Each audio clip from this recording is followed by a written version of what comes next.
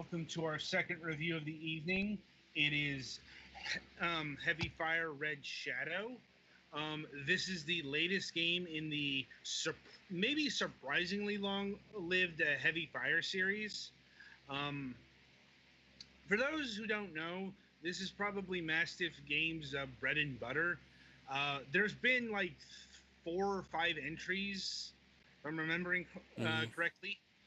Hmm. Um, a bit of a brief, but if you've played a previous Heavy Fire title, those really don't apply here because those tended to be light gun rail shooters. Like the series was like birthed on the Wii platform, so um,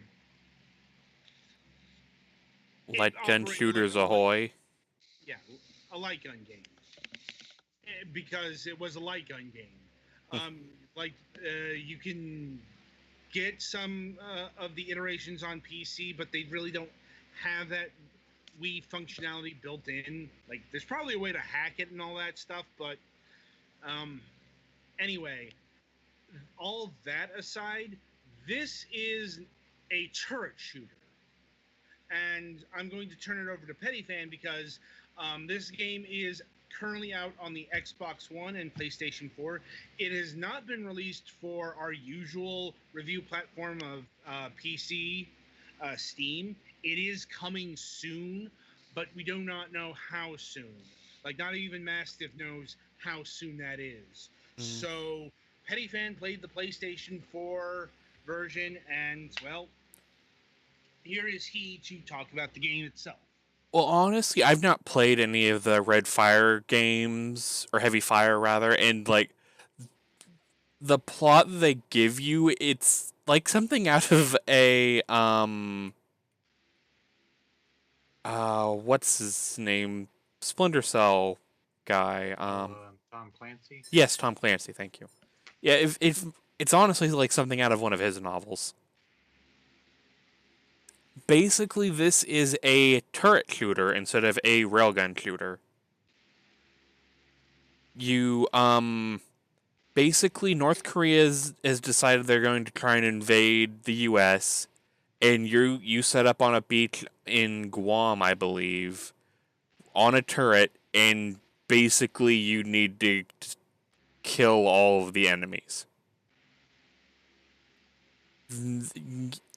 You have the regular like machine gun fire, I forget what gun that is, and then you also have a rocket launcher. And the more kills you get, the more upgrades you can get. Like, you can also get bonuses in game, like supply drops, infantry, bomb strikes, support And when choppers. you get a supply drop, it's perfectly accurate, and you don't have to like duck out of your turret to go Actually, grab it. you have to shoot it, but there's a problem with that, a very big one. You Uh-huh. can't control what you get. There's a chance they can just send you a missile thing. So if you need health, you're screwed. You have no other way to Ah, heal other than a supply drop. hmm. So yeah, if you're really low on health, like, oh, I'll just get the supply drop, you don't get a health container. I mean, you might, but Yeah, they I forget what the odds are. Like I think there are just two at least to start.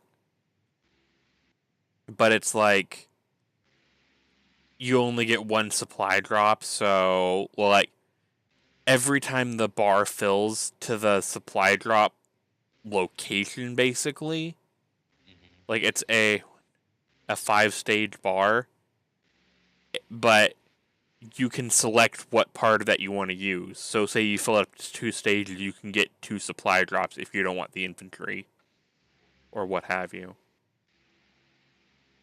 And like some of the decent things is if you can see on screen, your targeting reticle has approximation on where the enemies are around you. So that's that's kind useful. mm-hmm. And like lets you know if they're like aggroed or whatever. But like one of the bigger problems, at least for me on PS4, the trying to play this with dual analog sticks is terrible. Like, So what is it like? One stick moves the turret and another stick moves your targeting reticle, or you move the targeting reticle with the right stick, and then you move where you're pointing with the left. huh? So, like, you rotate the turret with the left, rather. But you can also point up and down with it. So, if you're trying to do a sweep across the beach, if you're not dead on the left or right, your turret will start pointing up or down. Huh. And you either have to be ready for that and compensate on the fly, or you're just going to not be missing, or you're just not going to be hitting a lot of guys. This game is PSVR compatible, though, and I imagine at least that issue in particular would be, like the whole aiming would probably be a lot easier with the PSVR, whole move setup. But with the controller, like, I honestly can't recommend it. It might be better with like mouse and keyboard especially. But yeah, like although I think you do have like infinite ammo, kind of. You still have to reload your clip, but like there was never a point it told me I'm out of ammo or whatnot, Mm-hmm. because that would suck. And they are it is wave based, so I think there are 8 waves per stage, I think. And then you just keep kind of pressing on through the story. And then, like, honestly, this game doesn't really have a whole lot in the means of, like, content other than pushing through the story. Like, as far as I can tell, you get some upgrades, but they're not really worth it. At least from the ones I was able to try out. Mm-hmm. And with it, being really hard to aim, it's hard to acquire more skill points to upgrade more stuff. And like, oh, there's also a thing where you can like headshots are more points, obviously. Oh, there are I think 5 waves. But still it's like, I mean, this game isn't terrible, but the mode of control is not great. At least if you're playing it just I don't have a PSVR, so I can't tell you if that's better, but just the way it should work would give you a little more precise aim and freer control of the um, turret itself. So it should work better, but honestly, I wouldn't say this is one of the games you should just run out and buy a PlayStation VR for.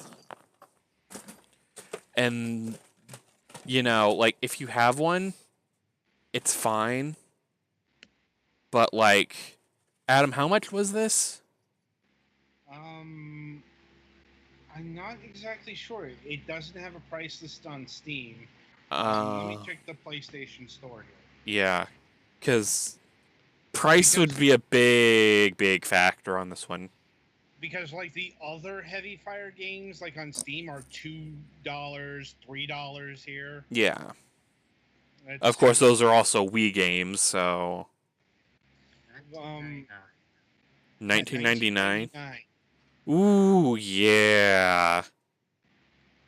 Like if you're really itching for something to play on your PSVR, I guess. But like, Well, the PSVR part of it is something you have to buy as well. That's $9.99. yeah. Like that definitely to me isn't a really, you know, great thing.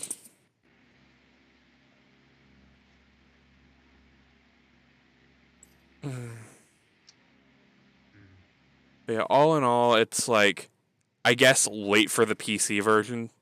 Is there any word if the PC version supports like Rift or Vive? Oh yeah, that it does. All right. Supports both. Do you know if that's an additional purchase or if it's just built in? Yeah, it'll even support the PlayStation Move. On PC? Yeah. Huh. That's a first. It's got what they call tracked motion controllers. Maybe not the Move itself. I get that might be for the Oculus and HTC. Yeah, those have motion controllers as well. Yeah, it's just when I think of motion controllers, I'm thinking PlayStation Move. It's probably compatible with the PlayStation Move. I actually don't think I actually don't think so because the PlayStation camera, what they work with, is proprietary socket thing. It's not a USB port. But yeah, all in all, like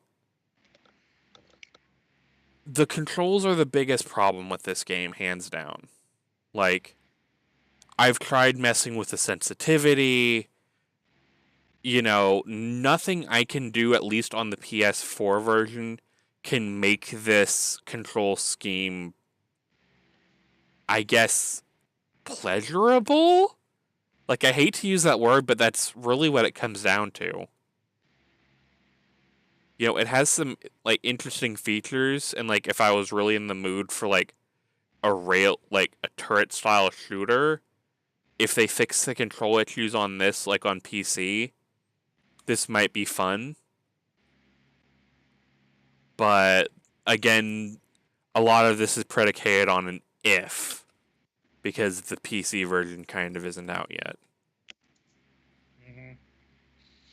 Like, not sure if we're still going to get a PC code, but I mean, the review's kind of in now, so not really a point to do that. Yeah. Anyway. Unless there's a whole bunch of new content for the PC version, which... Doubtful. Yeah. Anyway, anything else?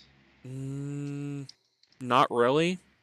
Kind of a solid, can't really recommend on console, wait for PC, and then maybe give it a try. Alright, so that'll do it for Heavy Fire Red Shadow. Up next, The Away Team.